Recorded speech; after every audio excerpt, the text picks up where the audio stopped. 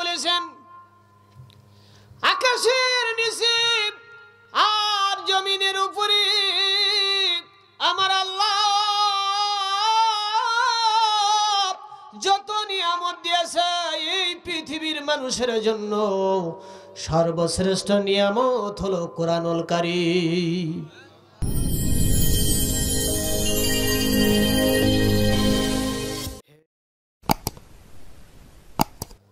نحمده ونستعينه ونستغفره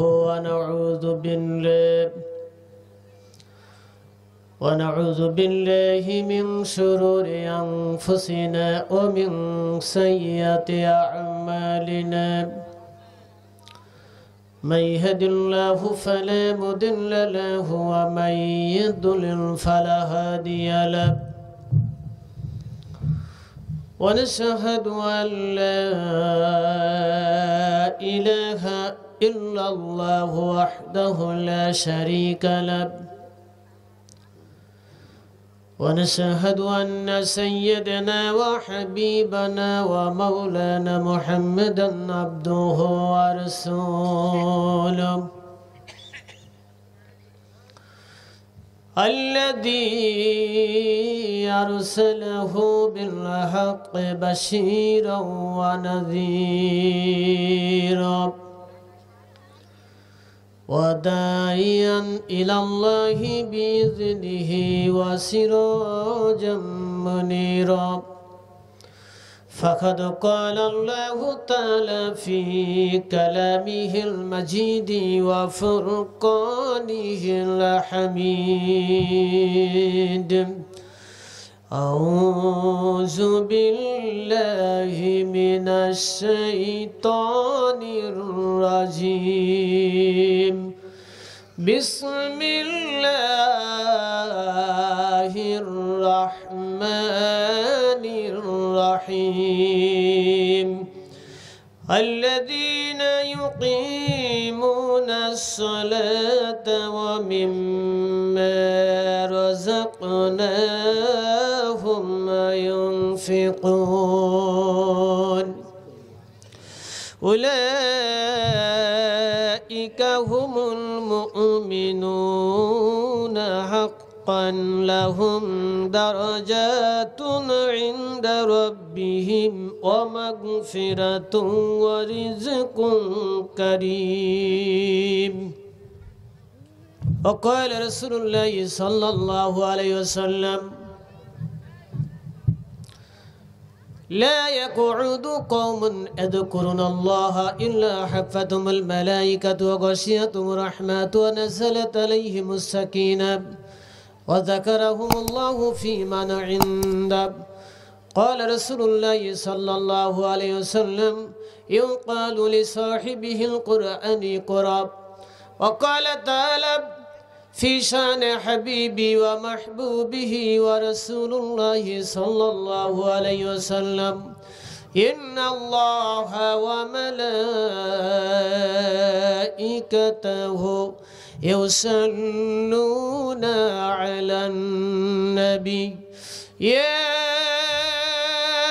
أيها الذين آمنوا صلوا عليه وسلموا تسليما সকলে পড়ি আল্লাহুম্মা সাল্লি আলা মুহাম্মদ وعلى آل محمد كما صليت على إبراهيم وعلى آل إبراهيم إنك حميد مجيد اللهم بارك على محمد وعلى آل محمد كما باركت على إبراهيم وعلى آل إبراهيم إنك حميد مجيد একটু সকলে মহব্বতে জিকির করেন সুবহানাল্লাহ সকলে মহব্বতে জিকির করেন সুবহানাল্লাহ লা ইলাহা ইল্লাল্লাহ লা ইলাহা ইল্লাল্লাহ মুহাম্মাদুর রাসূলুল্লাহ সাল্লাল্লাহু হাজারো ব্যথা বেদনার পরে ফিরে আসনি তুমি আপন ঘরে, দিনের আলো তুমি ছড়িয়ে দিতে চলে গেলে মদিনায় মক্কা ছেড়ে।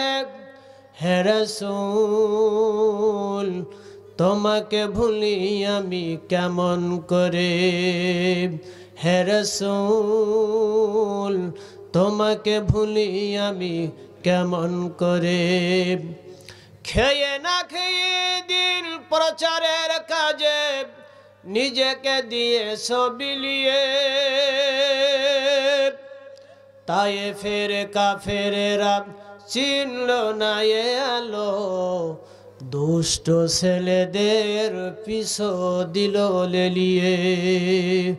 পাথরের আঘাতে ক্ষত বিক্ষত হয়ে সারা শরীর থেকে রক্ত ঝরে। হে রাসূল তোমাকে ভুলি আমি কেমন করে, হাজারো ব্যথা বেদনার পরে।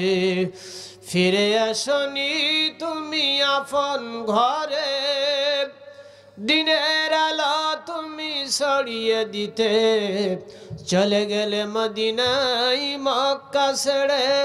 হে রাসূল তোমাকে ভুলি আমি কেমন করে। মহব্বতে লা ইলাহা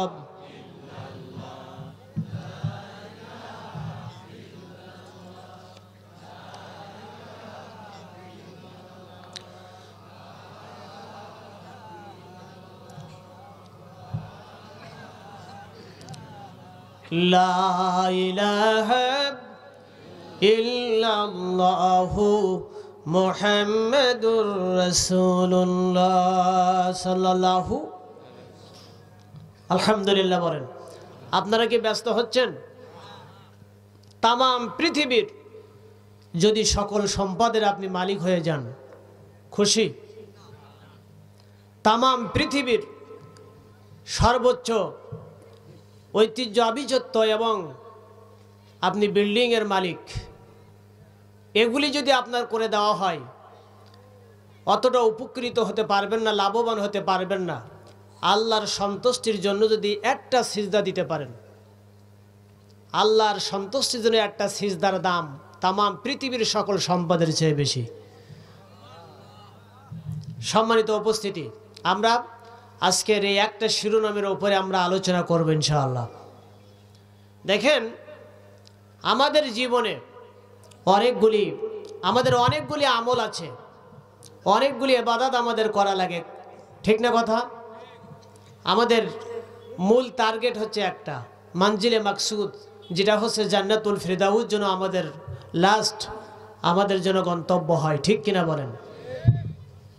সম্মানিত উপস্থিতি, তো আমল তো আমরা অনেক আমল, ভালো যত আমলে সলেহা করে যেতে হবে, কিন্তু কোনটা যে আল্লাহর দরবারে কবুল হবে এটা কি কারোর জানা আছে? নিশ্চয়তা দিতে পারবেন? যে কোনো একটি আমল যদি আপনার আল্লাহর কাছে কবুল হয়ে যায়, একটা আমলের ওসিলায় হয়তো আল্লাহ পাক আপনাকে কি করে দিবেন? জান্নাত দিয়ে দিবেন। দুইটা আমল করতে পারলে, মুসা আলাইহিস সালাম আল্লাহর কি পয়গম্বর ছিল না? মুসা নবী তিনি আল্লাহর কাছে একদিন প্রশ্ন করলো, আল্লাহ আমি তোমার কাছে কিছু প্রশ্ন করতে চাই। আল্লাহ বলো করো। 6টা প্রশ্ন করলেন মুসা নবী। জোরে বলেন কয়টা? তাফসীরের ভিতরে এসেছে, মুসা নবী বলল, আল্লাহ এই পৃথিবীর জমিনে তুমি সবচেয়ে ভালোবাসো কোন ব্যক্তিকে? তার পরিচয় আমি জানতে চাই। এই পৃথিবীর জমিনে সবচেয়ে তুমি ঘৃণা করো কোন ব্যক্তিকে? তার পরিচয় আমি জানতে চাই। আল্লাহ তাআলা, আর তুমি জান্নাতে সবচেয়ে মর্যাদা সম্মান তুমি কাকে দিবে? হাসরের ময়দানে কাকে সবচেয়ে বেশি সম্মানিত করবে, মর্যাদা দিবে, এটাও আমি জানতে চাই। এই মর্মে মোট 6টা প্রশ্ন। কয়টা? আল্লাহ বলল, মুসা প্রশ্নের জবাব কি জানা তোমার খুব জরুরি? বলল, হ্যাঁ আমার জানা জরুরি। আল্লাহ বলল, অবশ্যই জানতে পারবে, তবে শর্ত হলো তুমি জানতে পারবে ৭০,০০০ পর্দার বাইরে থেকে তোমার সঙ্গে আমি আল্লাহর কথা হবে। মুসা নবী বলল, আল্লাহ তুর পাহাড়ি দিকে তুমি আমাকে ওহির মাধ্যমে সব জানাও। আজকের বলতেছো ৭০,০০০ পর্দার বাইরে থেকে তুমি জানাবে। আল্লাহ তাআলা একটা আবদার কি পুরা করা যায় না? আমি নবী হয়ে আল্লাহ বলো কি আবদার? মুসা নবী বলো, আল্লাহ আজকের সরাসরি তোমার সঙ্গে আমি কথা বলতে চাই। কষ্ট হচ্ছে? মুসা নবী বলল, আজকের সরাসরি তোমার সঙ্গে আমি আল্লাহ কথা বলতে চাই। আল্লাহ বলল, এই আবদার আর খুঁজে পাও নাই? বললো, এটাই আমার আবদার। কথা তো অনেক হয়েছে না মুসা নবীর সঙ্গে, কিন্তু সব কি একটা দূরত্ব ৭০,০০০ পর্দার বাইরে থেকে। আবার তাফসিরে এসেছে একটা পর্দা থেকে আর একটা পর্দার দূরত্ব ১,০০০ মাইলের রাস্তা। এইরকম ৭০,০০০ পর্দার বাইরে থেকে মুসার সঙ্গে আল্লাহ রাব্বুল আলামিনের কথা হয়। মুসা আলাইহিস সালাম আজকের আবদার করতেছেন আর সরাসরি আমি একটু কথা বলতে চাই। আল্লাহ বলে আবদার পুরা করা যাবে না। মুসা আলাইহিস সালাম বলল, আল্লাহ আমার আবদারটা পুরা করতে হবে। আল্লাহ বলল, না। আল্লাহ রাব্বুল আলামিন বলল, মুসা তোমার আবদার পুরা করা যাবে না, তবে এই আবদারটা আমি পুরা করব। কিছু মানুষের জন্য আবদারটা জমা হয়ে আছে। হুয়াস্তাবাকুম, আমি কিছু মানুষ নির্বাচন করেছি যারা হবে আখিরি জামানার নবীর উম্মত। এই নবীর উম্মত, এই মানুষগুলার সঙ্গে আমি আল্লাহ কথা বলবো, কোনো পর্দা ছাড়া, দূরত্ব ছাড়া, ডাইরেক্ট কানেক্টেড হবে, ডাইরেক্ট কথা হবে। যেমন নাকি ভিডিও মোবাইলে আপনি আমেরিকায় এখান থেকে আপনি 1 সেকেন্ড 2 সেকেন্ডের ভিতরে কথা বলেন, যার সঙ্গে কথা বলছেন ছবিতে সরাসরি কথা বলা যায় কিনা? এর সে আল্লাহ বুঝাতে চাইল মুসারে, এর সেই তো ডাইরেক্ট সরাসরি কথা বলবো আখিরি জামানার নবীর কিছু উম্মতদের সঙ্গে। মুসা নবী বলো, আল্লাহ তাহলে আমার নবী হওয়ার দরকার নেই, আমাকে ওই মানুষগুলোর মধ্যে শামিল করে দাও। কথা মনে বুঝতে পারেননি? মুসা আলাইহিস সালাম বলতেছেন, নবী হয়ে যদি আমি সরাসরি কথা বলতে না পারি আর সাধারণ মানুষ তোমার সঙ্গে সরাসরি কথা বলবে, তাহলে আমার নবী হওয়ার দরকার আছে? যুক্তিতে আসেন। আল্লাহ বলল, সেটাও সম্ভব না। তুমি তো আগে সিরিয়ালে চলে এসেছো, আর আখেরি জামানার পয়গম্বরের উম্মত যারা, তারা তো সিরিয়ালে আসতেছে। হুয়াস্তাবাকুম, আমি তাদেরকে নির্বাচন করেছি, তারা আসতেছে, সুতরাং তাদের সঙ্গে কথা হবে ডাইরেক্ট। তবে মুসা আলাইহিস সালাম বলল, আল্লাহ এই কি ইবাদতের দ্বারা তুমি এত খুশি হয়ে তাদের সঙ্গে সরাসরি কথা বলবে? আল্লাহ বলল, 2টা আমলের দ্বারা। আমি এই 2টা আমলের ওয়াজি আজকে আপনাদের সামনে করতে চাই। কয়টা আমল? যে 2টা আমল করলে সরাসরি আল্লাহর সঙ্গে কথা হবে, কোনো পর্দা ছাড়া, দূরত্ব ছাড়া, ডাইরেক্ট। মোবাইলে তো বাটন টিপতে দেরি হয়, কথা বলতে দেরি হয়, আল্লাহর সঙ্গে আপনার কথা বলতে মোটে দেরি হবে না। 2টা আমল শুরু করার ইরাদা করবেন তো ডাইরেক্ট আল্লাহর সঙ্গে আপনার কথা হবে। তাহলে আজকের আসুন আমরা সেই 2টা আমলের সম্পর্কে আলোচনা করব, হৃদয়ঙ্গম করব। যে 2টা আমল করতে পারলে ডাইরেক্ট আল্লাহর সঙ্গে খুশি কি বলে কানেক্টেড হবে, আল্লাহ আপনার সঙ্গে কথা বলবে, রহম করবে, জাগতিক সমস্ত কল্যাণ আল্লাহ আপনাকে দান করে দিবেন। আল্লাহ আপনাকে বারাকা দিয়ে, রহম দিয়ে, সাকিনা দিয়ে আপনার জীবন ভরে দিবেন। তাহলে সেই 2টা আমল জানা দরকার আছে না? আমল করতে রাজি আছেন না আপনারা? কারা কারা 2টা আমল করতে রাজি আছেন? হাত তুলে আল্লাহরে দেখায়া দেন। আলহামদুলিল্লাহ, হাত নামান। এই 2টা আমলের উপরে আমরা ওয়াজ করব। মায়েরা, বোনেরা যারা এসেছেন সকলের জ্ঞাতার্থে বলছি, সকলের হৃদয়ঙ্গম করতে হবে, কান লাগাতে হবে। 2টা আমলের উপরে ওয়াজ হবে। যতটুকু আল্লাহ আমাদের বলার তৌফিক দেন, আল্লাহ আমাদেরকে যেন আমলের নিয়তে বলার শোনার তৌফিক দেন। আমরা বলি আমিন। আরো জোরে বলি আমিন। সম্মানিত উপস্থিতি, তাহলে আমল কয়টা?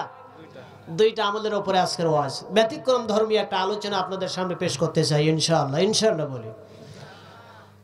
উপস্থিত আমাদের আজকের এই মাহফিলের মান্যবর সম্মানিত সভাপতি সাহেব, আমাদের মাহফিলের সম্মানিত সভাপতি জনাব মোহাম্মদ আব্দুল কাদের সাহেব, আমাদের সভাপতি সাহেব তো আমাদের পাশেই আছেন, স্টেজ অলঙ্কৃত করেছেন। আমাদের সভাপতি সাহেবের জন্য দোয়া করি, আল্লাহ পাক তাকে নেক হায়াত দান করুন। আমরা বলি আমিন। আল্লাহ তার পরিবারের ওপর রহম করুক। আমরা বলি আমিন। আজকের মাহফিলের যারা আমন্ত্রিত অতিথিবৃন্দ এবং আমন্ত্রিত ওলামায়ে কেরাম যারা আলোচনা করেছেন, বিশেষ করে এখানে যাদের নাম আসছে, বিশেষ অতিথি জনাব মোহাম্মদ আরশাদ উদ্দিন আহমেদ জোয়ারদার চন্দন, মোহাম্মদ বাবুল হোসেন, জনাব মোহাম্মদ রফিক ডাক্তার সহ আমন্ত্রিত invited chief guest, special guest, Allah gives him peace as well, আমরা বলি আমিন। The invited alim students meeting who have already delivered their lectures given peace and happiness for the material world will ask the next world, আমরা বলি আমিন।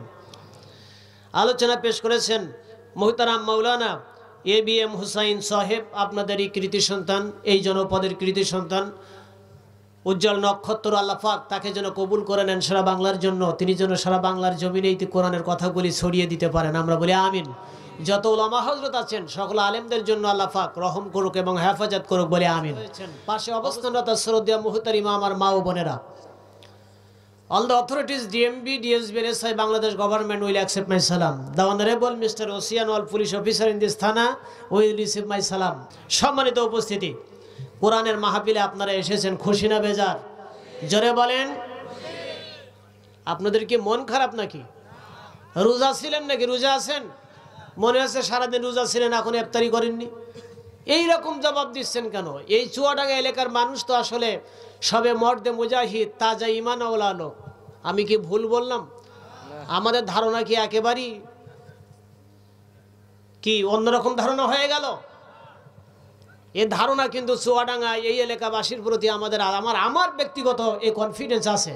সভাপতি সাহেব, আমি জানি আপনাদের এই এলাকার মানুষ আসলে খুবই পাকা ইমানদার ব্যক্তি, মর্দে মুজাহিদ, সব ইসলামের সব মুজাহিদ, কথা ঠিক কিনা বলেন?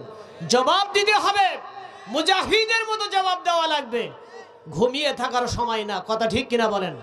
ঘুমিয়ে থাকলে চলবে?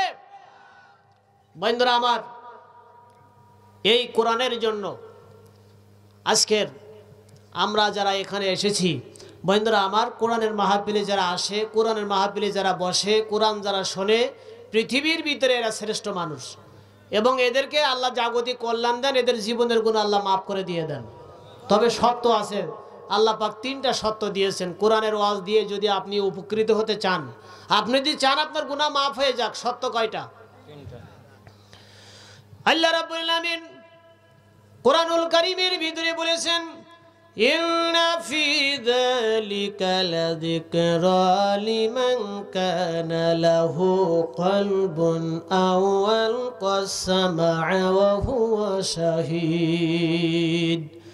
কোরআনের ওস্তাদের জন্য, কোরআনের নসিহত তাদের জন্য, কোরআনের কথাগুলি, কোরআনের ওয়াজ অনুধাবন করার মতো যাদের অন্তর আছে আর নিবিষ্ট মনে যারা কোরআন শ্রবণ করে, এই আয়াতের তাফসিরে আল্লাহ তিনটা সত্য দিয়েছেন। এক নম্বর হলো অন্তর দিয়ে কোরআনের ওয়াজ অনুধাবন করতে হবে, দুই নম্বরে কান দিয়ে শুনতে হবে, আর তিন নম্বর উপস্থিত হতে হবে ওই জায়গায় যেখানে কোরআনের আলোচনা হয়। কয়টা সত্য? এখন যদি কেউ রাস্তার পারে দাঁড়ায় থাকেন, দোকানপাট বিভিন্ন জায়গায় স্টলে যদি কেউ থাকেন, বাড়িতে মনে করেন যে শুয়ে মাইকের আওয়াজ শোনা যাচ্ছে, আমি বাড়িতে শুয়ে শুয়ে কোরআন শুনবো, আপনার 4 পয়সাও দাম নাই, আপনার এই ওয়াজ শোনার কোনো বরকত নাই। ওয়াজ শুনে বরকত পেতে হলে আজকের এই কোরআনের মাহফিলে এখানে সৌন্দর্যপূর্ণ এই পরিবেশে এসে বসতে হবে, ঠিক কিনা বলেন? জোরে বলেন, সত্য কিনা? তিনটা সত্য আপনারা কি করতে পেরেছেন? ফিল আপ করতে পেরেছেন। এখন আল্লাহর দায়িত্ব। কি দায়িত্ব? এবার আমরা সেটা শুনি। আল্লাহ রাব্বুল আলামিন কোরআনের বিভিন্ন জায়গায় বললেন, ওয়াইযা কুরিয়াল কুরআনু ফাসতামিউ লাহু ওয়া আনসিতু লাআল্লাকুম তুরহামুন।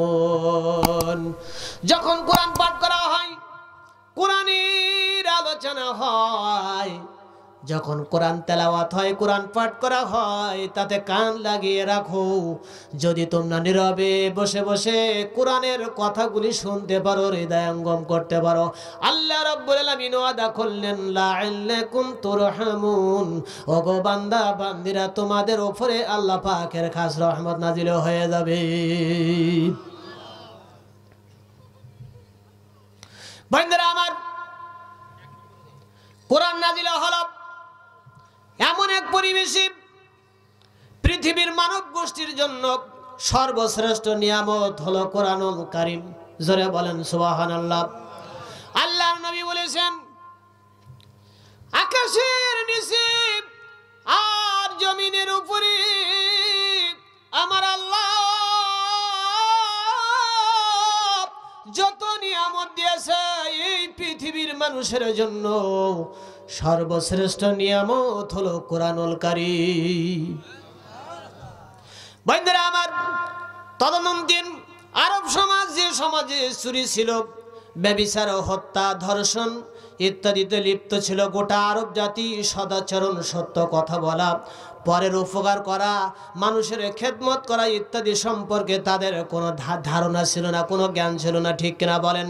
তারা ছিল একটা বর্বর সভ্য জাতি, যারা দেশ ও সমাজ চালাচ্ছিল। তারা অর্থনৈতিক দিক থেকে সুদ ভিত্তিক অর্থনীতি ব্যবস্থায় বিশ্বাসী ছিল। বন্ধুরা আমার, তারা ইবাদত করতে যে প্রতিমা পূজা করত, জোরে বলেন ঠিক কিনা? ধর্মের দিক দিয়ে সেই সময়ের মানুষগুলি ধর্ম নিরপেক্ষতার উপরে তারা বিশ্বাসী ছিল। এমন একটি বর্বর, এমন একটি অসভ্য সমাজকে সসভ্য জাতিতে পরিণত করলেন রাসূল আকরাম সাল্লাল্লাহু আলাইহি সাল্লাম।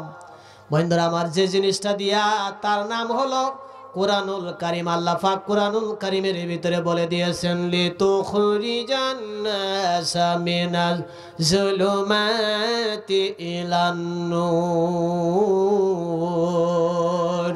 অন্ধকারে পুঞ্জীবিত গোটা জাতিকে টেনে বের করে আলোর সন্ধান দেওয়ার জন্য, জান্নাতের রাস্তা দেখানোর জন্য আল্লাহ বললেন, আমি কোরআন নাজিল করে দিয়েছি। এই কোরআনুল কারীম হলো মোকাম্মাল নিজামে হায়াত।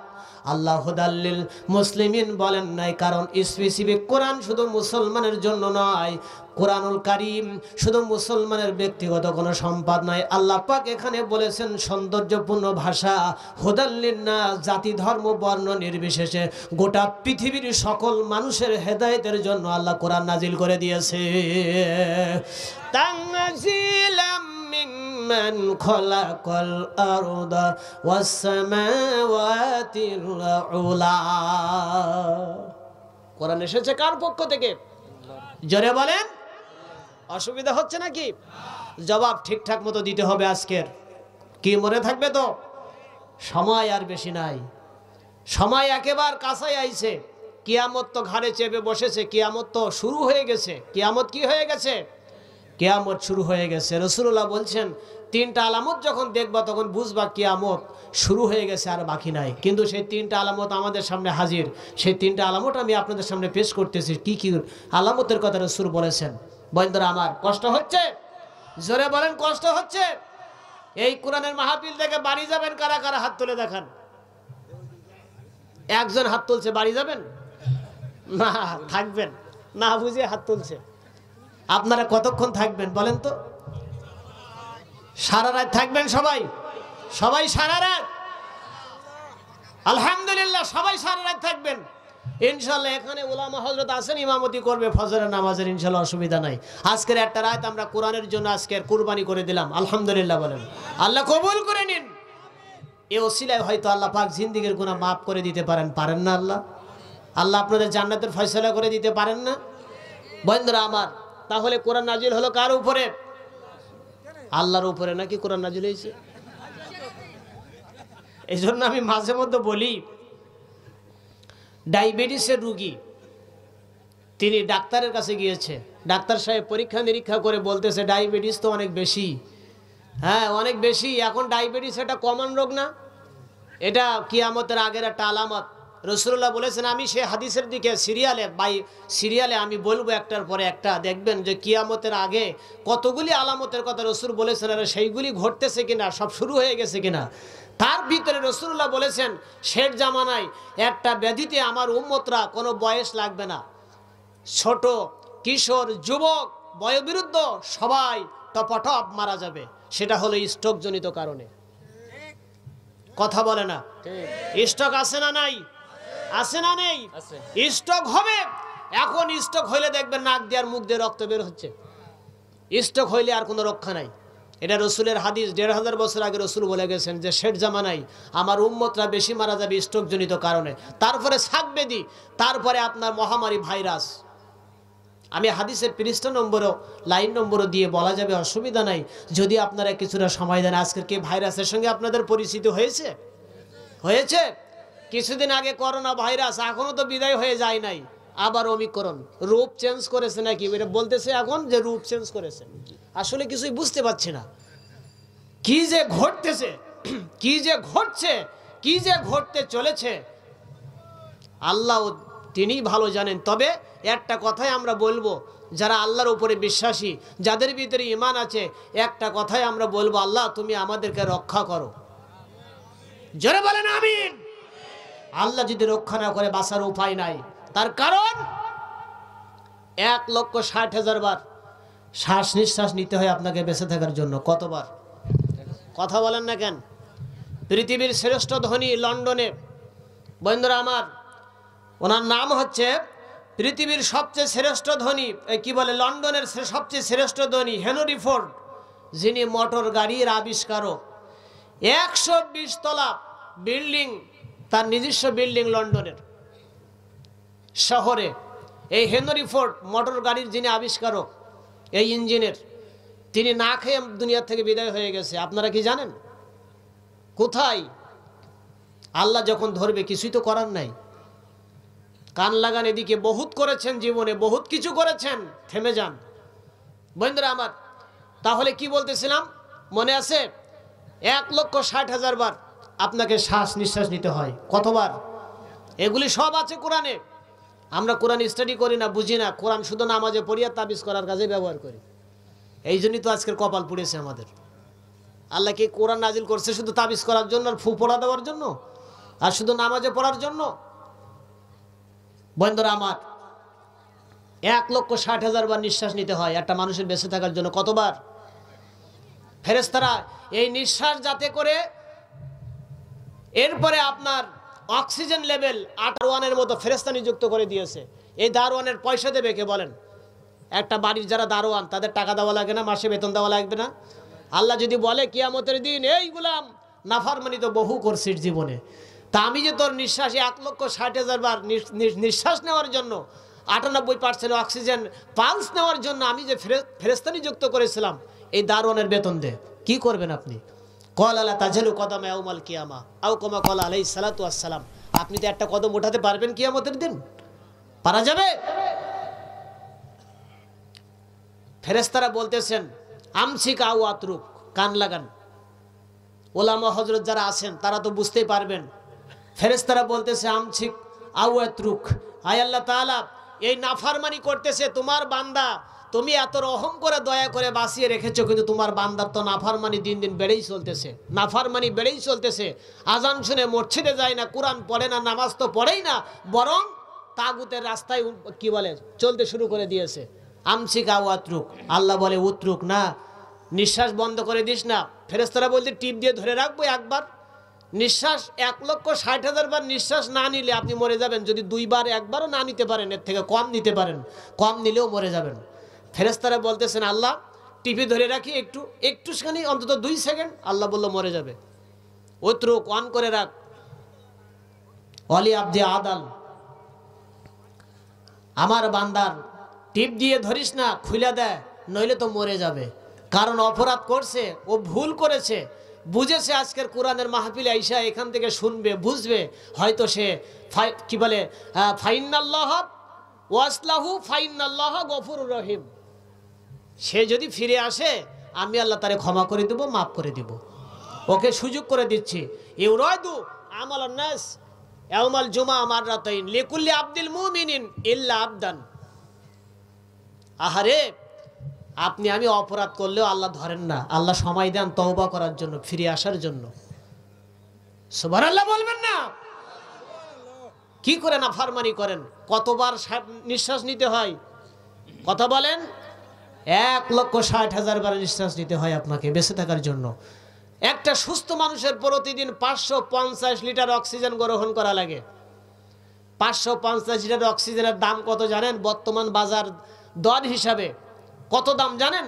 বর্তমান বাজার দর হিসাবে 3,39,000 টাকা। কথা বলে না।